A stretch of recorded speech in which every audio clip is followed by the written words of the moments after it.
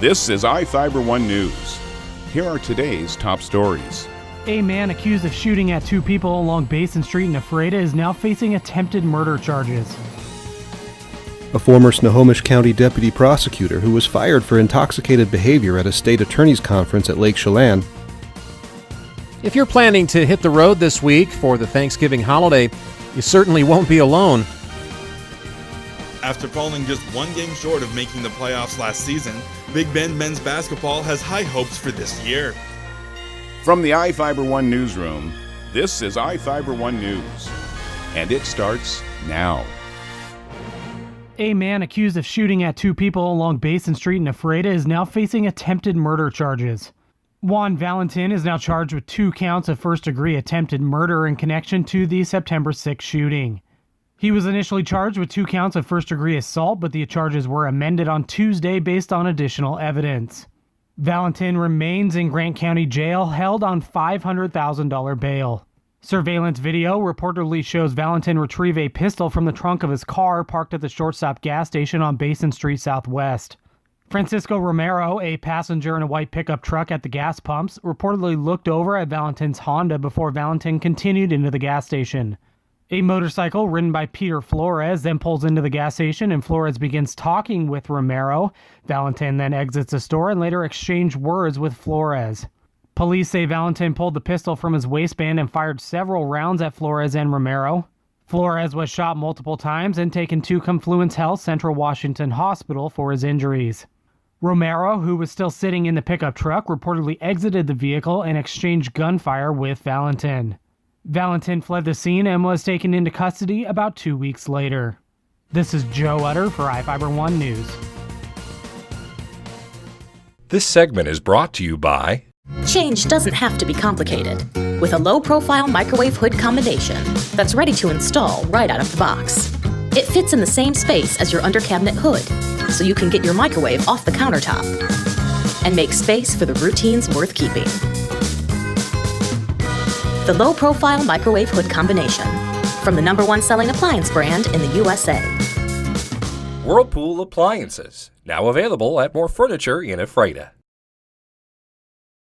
A former Snohomish County deputy prosecutor who was fired for intoxicated behavior at a state attorney's conference at Lake Chelan earned a total of 4 days in jail this week after pleading guilty to charges of misdemeanor assault and reckless driving.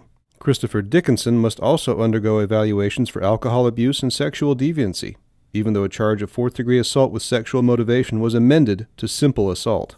At his plea and sentencing Tuesday in Chelan County District Court, Dickinson apologized to the fellow prosecutor he groped in a June 20th Lake Chelan hotel room gathering for, quote, my totally idiotic behavior that night.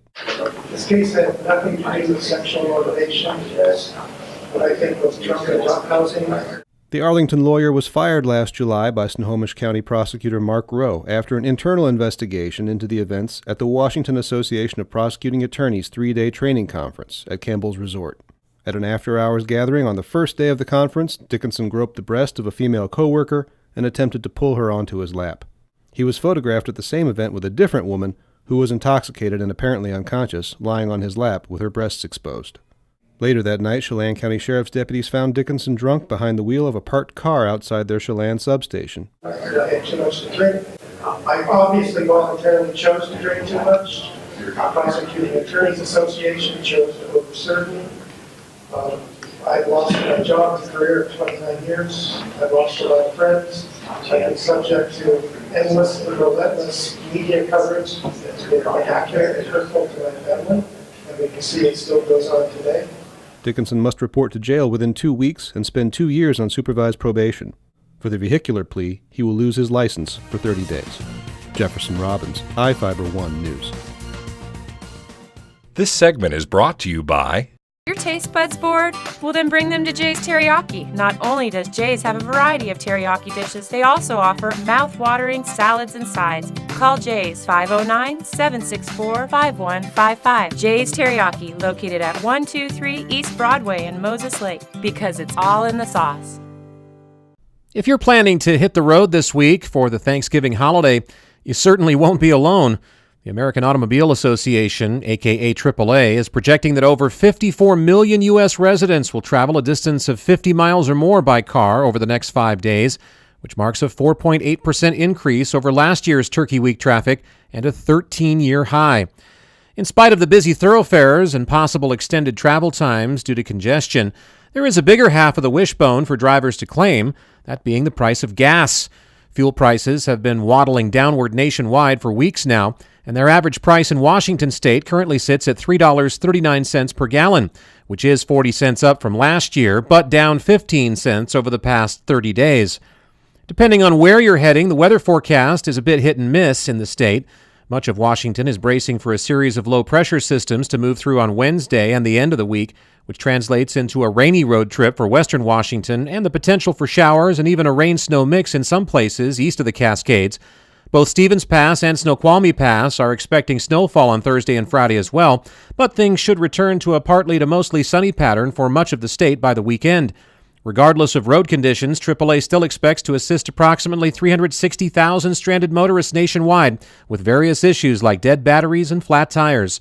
So make certain your vehicle has been properly serviced before stuffing your family inside and you start gobbling up any miles on the way to Grandma's house. Reporting for iFIBER 1 News, I'm Chris Hansen. After falling just one game short of making the playoffs last season, Big Bend men's basketball has high hopes for this year. Last season, the team had a new head coach, Mingo Scott, and a bunch of freshmen running the show. The team now boasts 6 sophomores on top of a strong freshman class. The sophomore team captains are supremely confident entering the season. I think if we don't win it all, that's kind of like a down year for us because we have so many experienced guys back and a lot of talent back. So I think our expectation is to win it all this year. I can tell from seeing the guys that were here last year and the new guys that are coming this year that we're going to be a pretty tough team.